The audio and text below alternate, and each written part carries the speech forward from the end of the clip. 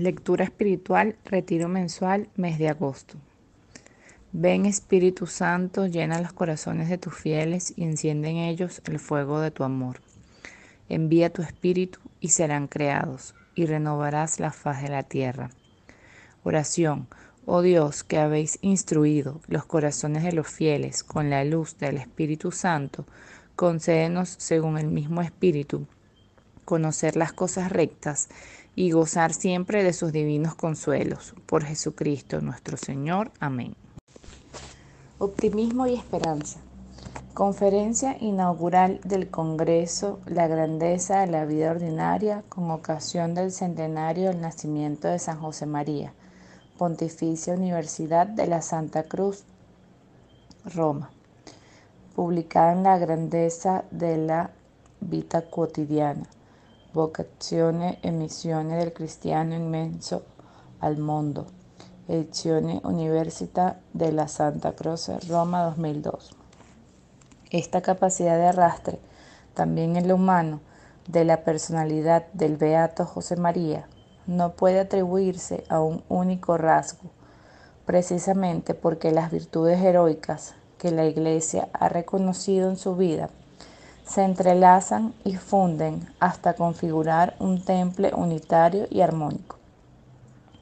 No obstante, entre las notas distintivas de su carácter, destacó siempre su espíritu constructivo, su alegría contagiosa, su capacidad de optimismo, con una inconmovible esperanza que presenta gozosas manifestaciones humanas y profundas raíces teologales.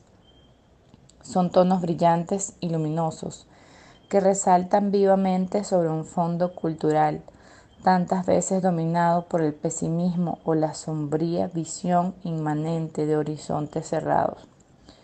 Se percataba de que un optimismo no basado en el reconocimiento del origen y del fin trascendente del hombre no pasa de ser un sentimiento banal, carente de fundamento.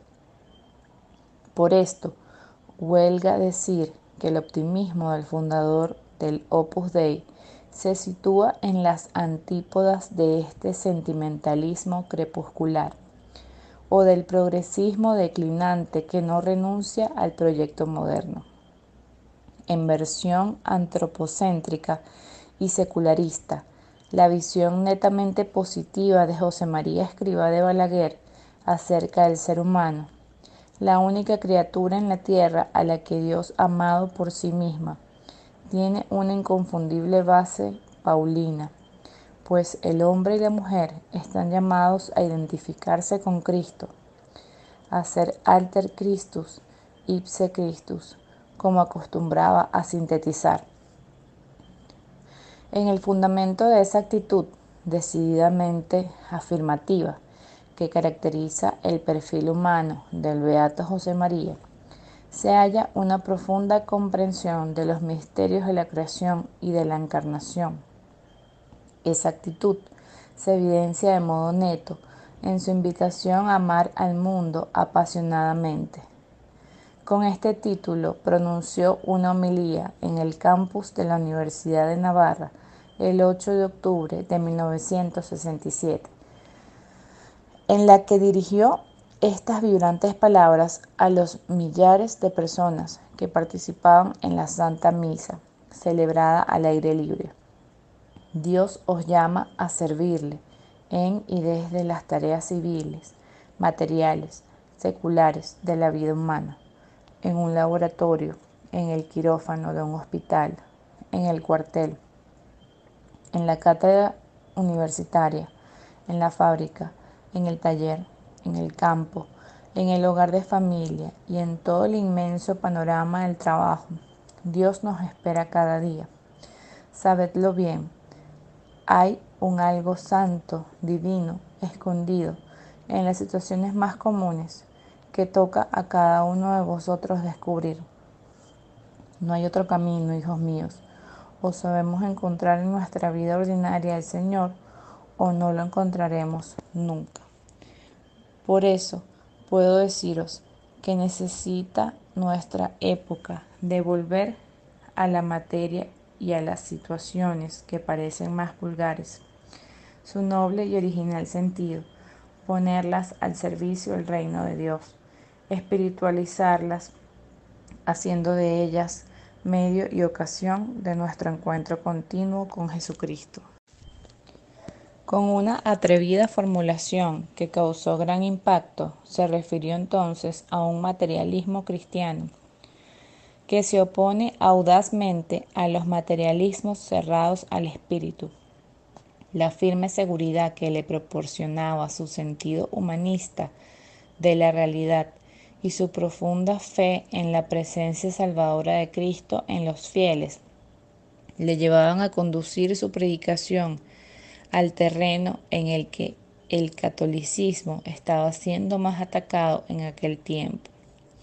Si el materialismo reduccionista en sus diversas versiones pretende erradicar las dimensiones espirituales de lo real, el beato José María retoma en su justo contenido el mismo concepto de materia para advertir con firmeza que esa idea cerrada sobre sí misma y refractaria a cualquier apertura a la trascendencia se queda en abstracción ideológica que nada tiene que ver con la multiforme y compleja realidad en la que se desarrollan cada día las actividades humanas.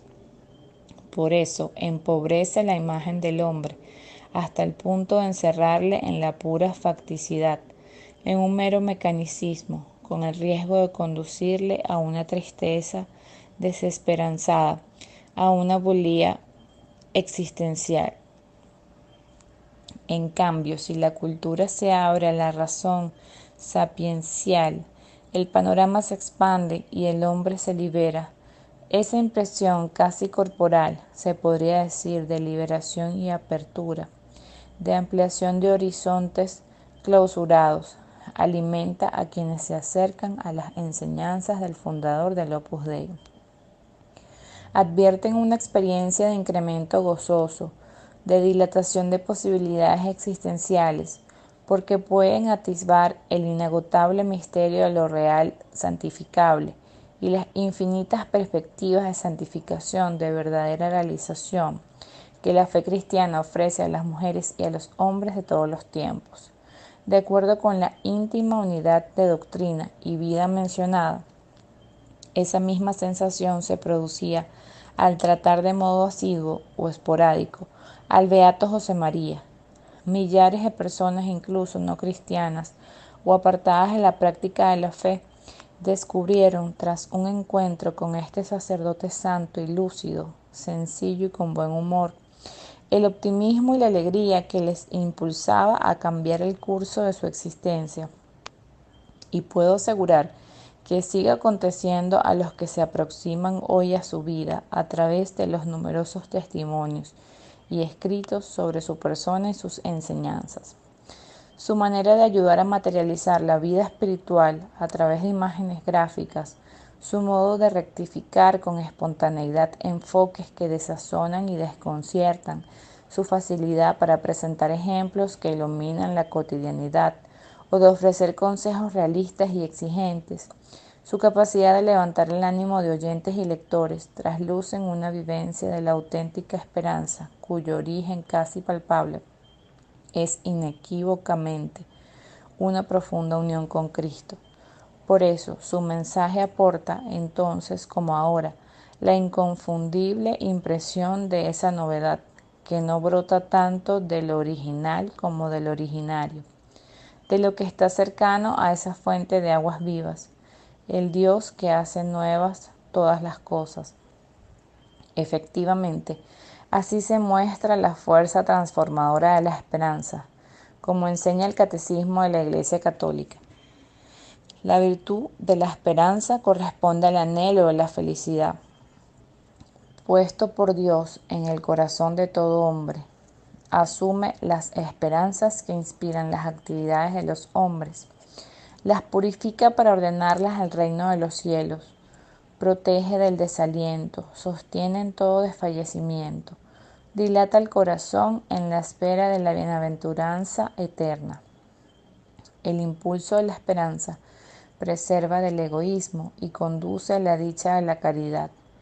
fiel seguidor del espíritu que el Señor le dio para configurar el Opus Dei. Camino de santidad en medio del mundo. El beato José María acertaba de un modo casi connatural al fundamentar perseverantemente en la esperanza sobrenatural las esperas humanas y a referir éstas, corregidas y purificadas, al horizonte escatológico que cifra toda felicidad definitiva en contemplar cara a cara el rostro de Dios. Cuando especialmente durante sus últimos años en esta tierra rezaba de continuo Vultum tuum Domine requiram, buscaré, Señor, tu rostro. No escondía en ese anhelo ninguna inclinación a escaparse de los sinsabores de la existencia terrenal, sino el deseo incontenible de encontrar con plenitud en el cielo la felicidad que el Señor le concedía ya en la tierra y que contribuyó a difundir a su alrededor, a contrapelo de dificultades y dolores experimentados en carne y espíritu. En el sosiego interior que Dios le otorgaba como premio a su desprendimiento y rectitud de intención, no había sombra alguna de estoicismo. Esta actitud no guarda relación con la paz profunda de los hijos de Dios, que se alimenta con la íntima seguridad de que nada realmente malo puede suceder, porque todas las cosas cooperan para el bien de los que aman a Dios. El consuelo emparejado con la santidad de vida está tan alejado de la apatía individualista como del activismo pragmático. Cuando corrían tiempos en que la utopía marxista de la vida o falaces enfoques liberacionistas habían penetrado en la mente de intelectuales, incluso cristianos, el fundador del Opus Dei promovía la justicia social a través de la acción profesional de los laicos, mientras alentaba numerosas iniciativas apostólicas de promoción humana en los entornos más necesitados y recordaba que la liberación radical, la que Cristo nos ha ganado con su sangre, no es otra que la liberación del pecado, especialmente por medio del sacramento de la penitencia. Inmanencia y trascendencia se armonizan en su vivencia de la esperanza cristiana, que se aparta tanto del reduccionismo secularista como de la desencarnación presuntamente espiritualista. La profunda unidad de su experiencia le llevaba a valorar altamente las realidades terrenas, a referirlas a su Creador y Redentor, y a tratar de convertirlas en instrumento de apostolado. No nos ha creado el Señor, afirmaba en una homilía, para construir aquí una ciudad definitiva, porque este mundo es el camino para el otro, que es morada sin pesar. Sin embargo, los hijos de Dios no debemos desentendernos de las actividades terrenas en las que nos coloca Dios para santificarlas, para impregnarlas en nuestra fe bendita, la única que trae verdadera paz, alegría auténtica a las almas y a los distintos ambientes. Esta ha sido mi predicación constante desde 1928. Urge cristianizar la sociedad, llevar a todos los estratos de esta humanidad nuestra el sentido sobrenatural, de modo que unos y otros nos empeñemos en elevar al orden de la gracia el quehacer diario, la profesión u oficio.